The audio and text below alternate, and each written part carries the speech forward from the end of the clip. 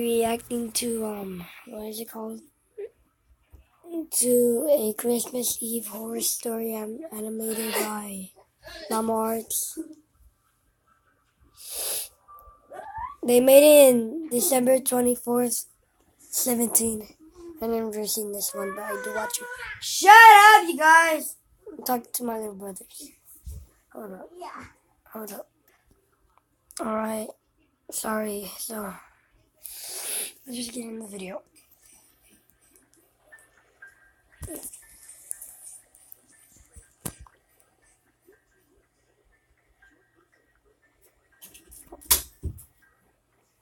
Make sure you close the door when you leave.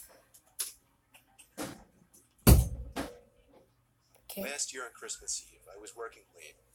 I'm 23. I work in New York City and commute home every day on the train. Since I'm one of the younger ones in the office, I got stuck with one of the worst shifts, so I wasn't able to get home until 5 o'clock. My family had already left a whole hour earlier to go to my cousin's house, so I had to drive alone. After having a quick snack before the half-hour drive, I got back in my car and put my cousin's address into my phone. Halfway through the drive, it started snowing. I got to my cousin's house around 6 o'clock. It was snowing heavily by this point, and I just made it in time to catch everyone starting dinner. I brought all of my gifts inside and cheerfully said hey to everyone. I stayed until around 11 o'clock. The rest of my family left a little sooner. I stayed an extra half hour or so just to hang out before leaving myself. By the time I was leaving, the ground had accumulated at least 2 feet of snow, and it wasn't even done snowing. The drive home was nightmarish. The roads were hardly even plowed, and I had to drive under 20 miles per hour on most roads. The roads were completely dead at this point, though, most likely because everyone was smart enough to go home before the snow accumulated. Eventually, I turned onto a main road that I'm sure would usually be bustling, but at 11:15 on Christmas Eve night, there wasn't a single car or a single light from the store. It was a ghost town. But then I did notice the flashing taillights of one car. It was parked on the side of the road, and the smoke seeping out from its exhaust with the taillights giving it a red tint. Alright. As I got closer, I'm just into that's why I'm not talking. Car waving their hand in the air. I assumed something was wrong and they needed help. So, me being the good Samaritan I am, I bar. When I opened my door, the guy approached me immediately, barely even giving me time to step out. He was an average-sized man, probably 5'10", 180 pounds. He spoke in a very demanding voice, asking me if I know anything about fixing an engine. I told him I didn't know much about cars. The guy responded very quickly to everything I said. He told me it's fine. He went inside of his car for a second, popped open his trunk, came back out, and told me to just wait by the trunk for a second. I had no idea what he wanted me to do. I was really confused. In front of his car, and I heard him open the hood. I couldn't see anything he was doing since the trunk was blocking my view, and the loud wind of the snowstorm overpowered any small noises he might have been making. I put my hand on the back of the car and leaned my body in anticipation, when suddenly I heard 3 or 4 quick and aggressive footsteps in the snow behind me before I was pushed into the trunk. The man tried to close the trunk on me, but I kicked my feet up in resistance and held it up. I was able to overpower him and kick the trunk open completely. As I took advantage of the few seconds I had to get out of the trunk, I took out my keys. He tried to grab me now, and I dug my house key right into his neck. He fell to his knees, and his scream echoed down the deserted street. I was in my car and halfway down the road before he could even get up from his knees. A little further down, I called 911 and reported the guy. I came back in 10 minutes to find blue and red lights illuminating the windows of the deserted stores. The police held him until the ambulance arrived for him. I watched the whole thing, and nothing ever felt better in my life. I got home safely half an hour later and told my family everything. I was still very shaken that Christmas, and this remains possibly the most horrific thing I've ever experienced. That one wasn't that scary.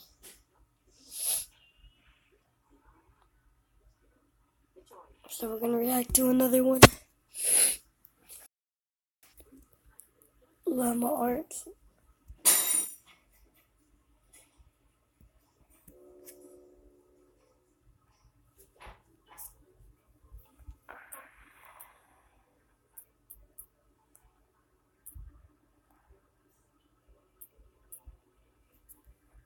I forgot how to spell llama.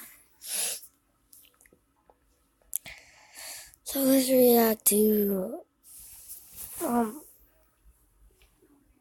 let's react to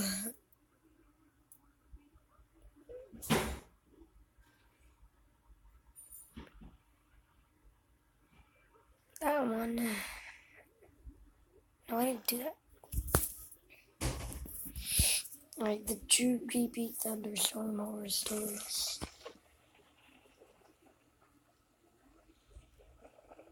In the year 2009, I was spending a weekend with my uncle on his ranch when my What parents were happened? renovating You the new broke house something? we had just bought.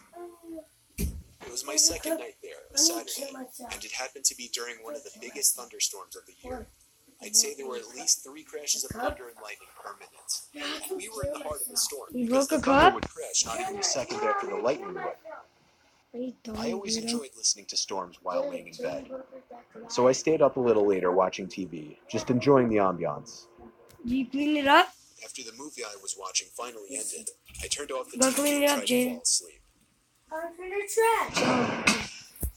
Alright.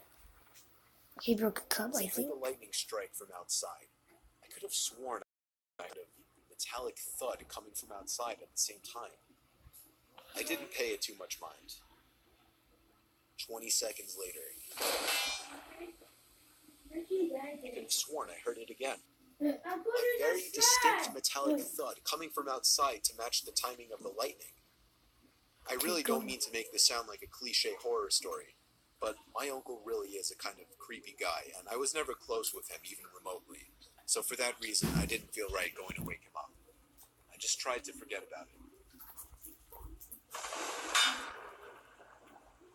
Now I was getting concerned. What the hell could that be?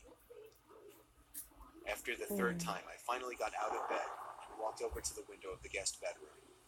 The water pouring down on the window made it extra hard to see what was out there in the dark fields. I momentarily lit up the property, but I couldn't see anything. However, once again, the sound of a metal hit accompanied it. The sound was so close now, it sounded like it was coming from the left of the window at a blind spot. I was going to do something I knew my uncle wouldn't be happy about. It would be a bit messy, but I was going to open the window and peer outside to see if I could see what the sound was. I unhooked the window lock and slid it up, and immediately the wind of the storm blew drops of rain into the room and onto me. I stuck my head out the window and looked to the left, and at that very moment, lightning lit up the property once again, and I could see a person dressed in all black crouched down by the outside basement door with his hand raised in the air. And before the sky went dark, I caught the briefest glimpse of what the sound was coming from. The person was bashing at the basement door lock. I pulled my head in and quietly shut the window, making sure to lock it. I was in a panic. I feared he might have seen or heard me. I ran back to bed and pretended to be asleep, facing away from the window.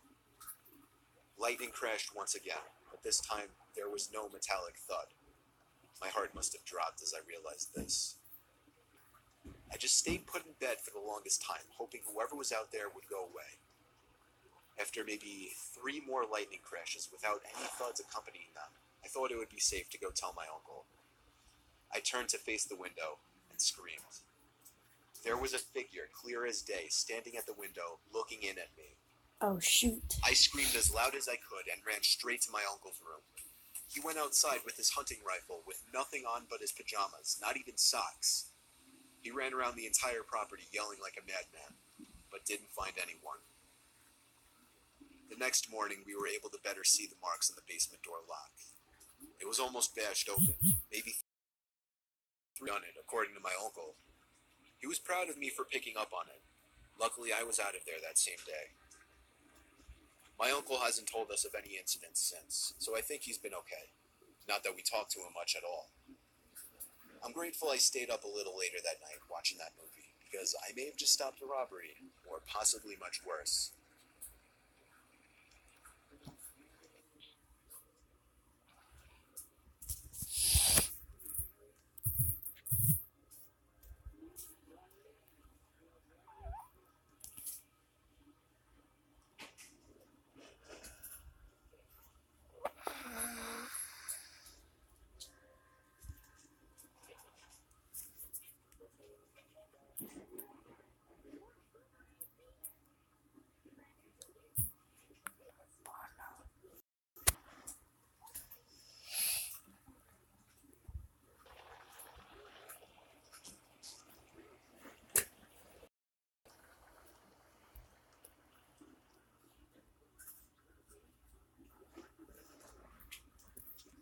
So you guys, that's gonna be in the end of the video. Hope you guys like, subscribe, hit the notifications, comment the YouTube text. I'll subscribe to you back, and remember, be a 1030 army. Peace.